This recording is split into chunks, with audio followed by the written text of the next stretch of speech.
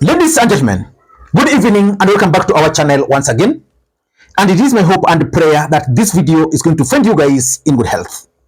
Personally, I am fine, as you can see. Kisumu is fantastic. And maybe you could also let me know where you're watching the video from. The county or the country, in case you are out of the republic. Ladies and gentlemen, why is Wafula Chebukati trending? That is the question which most Kenyans are currently asking. Because for the 3 days running, Wafula Chebukati has been trending at number 1, 2, or 3 on Twitter. On Facebook, everybody is talking about Wafula Chebukati. And indeed, even our only Nyakundi is asking the same question. Why is Wafula Chebukati trending? In this video, I want to reveal to you guys the reason behind Wafula Chebukati's trending online. But before we do that, for those who are watching this channel for the first time, please take a second or two, click that subscribe button so that next time we produce a video like this, YouTube will automatically notify you. And to the subscribers, I want to continue thanking you guys for your continued support. Because without that support, this channel cannot be where it is. Ladies and gentlemen, why is Wafula Chebukati trending? I want us to be very brief. Ladies and gentlemen, the first reason why Wafula Chebukati is trending is because of a tweet which was tweeted by none other than Cyprian Nyakundi. Cyprian Nyakundi is one of the credible sources of information for most Kenyans. And when he made that tweet, it automatically went viral. This is what Nyakundi posted. This was yesterday. That former IEBC Chairperson Wafula Chebukati has been moved from Nairobi Hospital to Aga Khan University Hospital. The ex-IEBC chair is said to be suffering from unknown illness. Quick recovery. And of course, most Kenyans who follow the politics of the Republic of Kenya very closely will agree that Wafula Chebukati has been undergoing some medication. And that is why when Nyakundi made this tweet, it went viral. By the time of doing this video, this tweet by Nyakundi has already been reposted over 1,000 times. It has been quoted 135 times and it has received 371 views. This is the tweet that triggered the trend. In fact, Nyakundi himself is surprised today and is asking, why is Chebukati trending? More than 15,000 tweets. He's actually surprised. And a gentleman, Ndegwa Njiri, the lawyer, in fact, is the guy who first posted about Wafula Chebukati's status. And this is what he posted. This is what he posted yesterday actually. Why would I not believe Nyakundi when he confirms my tweet that Wafula Chebukati is unwell and that the money he made in 2022 is just vanity? So the truth is, Wafula Chebukati is trending in the Republic of Kenya because of that tweet by Nyakundi. The second reason why Wafula Chebukati is trending is because the Judicial Service Commission failed to shortlist Chebukati for the position of the Court of Appeal judges. The interviews are supposed to be conducted on the 3rd day of June 2024. And Kenyans were surprised because initially, Kenyans were even shocked that Wafula Chebukati, having served or presided over the last general election, would find it just okay to apply for that position. And Kenyans were really waiting to see whether the Judicial Service Commission was going to shortlist him or even to appoint him a judge. The truth is, out of 82 applicants, Wafula Chebukati did not make the final shortlist because they shortlisted 41 individuals. So when Kenyans realized that Wafula Chebukati was not shortlisted, you know what they did? Most of them went there to celebrate. Most of them went there to mock him. And the truth of the matter is that most Kenyans also believe that Wafula Chebukati is not being played by Kenya Kwanza, and that he's being betrayed. And that's why they are laughing at him. And I don't know what would have happened if Wafula Chebukati had made it to that shortlist. So the fact that Wafula Chebukati failed to make it to that shortlist is the reason why most Kenyans took to Twitter and Facebook just to laugh at Wafula Chebukati. I think Wafula Chebukati will have to find time and probably, I don't know what he will do, but it seems almost half of the country is still bitter with him.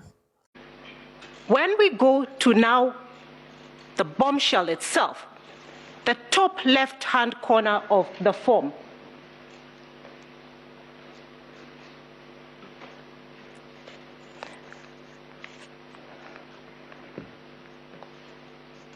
we were told by my colleague, Mr. Gumbo, there were no foreigners in this election. We were told the foreigners left before the 8th of August. We were told they did not even have access to maintain the server. This is on the 9th of August, and at the top left-hand corner there is the name of one of the Venezuelans, Jose Camargo. This is the person who decided the president-elect of the country. It is on the IEBC portal. It is live.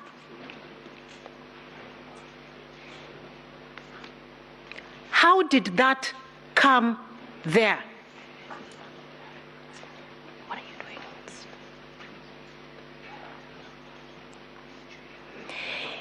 doing? This person is the one who was interfering with the forms. We are able to demonstrate, at least a crumb was left. By God's grace, we found something.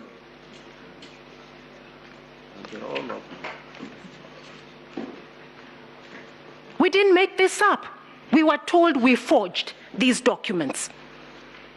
Now, this is how, my lords, the staging was happening. This is how the changes were happening. This is on the 9th of August. We were told they were not there. I'm going to do, because of time. And I don't know whether that's good for him or not, but he must find a way of trying just to maybe apologize to them. He could have been right that Ruto won, but the fact that these guys believe that he should change them is something that should worry Wafula Chebukati. Number 3, as new supporters, or can I call them ODM online brigades, are lethal. And they can really deal with you. They are still very bitter with Wafula Chebukati over the 2017 election, because remember, in 2017, they believed that Wafula Chebukati robbed Raila Odinga his victory. They believe so. And they're also still very bitter over the outcome of the 2027 election.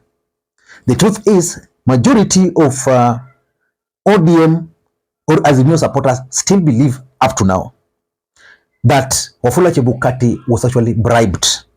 And that's why he declared William Ruto as the president of the Republic of Kenya, and probably why William Ruto continued to refer to him as the hero of the last election, as the hero of the last year's election. In fact, that reference is what is making Kenyans hate Wafula Chebukati. And the hero of our campaign is the legendary Mama Mboga and Boda Boda. The hero of the election is one Wafula Chebukati and the Independent Electoral and Boundaries Commission. And the hero of our democracy and the rule of law and constitutionalism is our judiciary. Number 4, which is my last point, is actually the ghost of Chris Msando. You know, Wafula Chebukati was the chair of the IEBC Commission when Msando was abducted on the eve of election. His body was found somewhere dumped in some forest, and he presided over that election. Up to now, Wafula Chebukati has never demanded for any investigation into the death of Msando. He was the chair. And Kenyans were really waiting to see that he was going to be shortlisted. You see, once you are shortlisted, then during the appointments, Kenya was supposed to submit anything on you. So Kenyans were really waiting for this moment. Yeah, so they wanted to ask Wafula Chebukati the status of Chris Msando. And of course, every time anything happens to Msando, every time anything happens to the former CEO, ule jamaa Makwiny, what is his name? Chiloba. Chris Msando will always trend. On these particular days, Chris Msando was also trending, although not at higher, but it was trending around number 18 of the tweets there. So the ghost of Msando, whenever there's anything touching on Wafula Chebukati, anything touching on IBC, Chris Msando's ghost will always come back. And that's why he was trending. I don't know what you think. And for me, I want us to take some time just to pray for Wafula Chebukati, because he's a Kenyan. What happened, happened. He knows what is in his heart over the last election. So you can agree with him or disagree with him. But at this critical hour, the best we can do is to pray for or with the family of Wafula Chebukati for now. Until next time, this is Lee Makwiny. Bye-bye.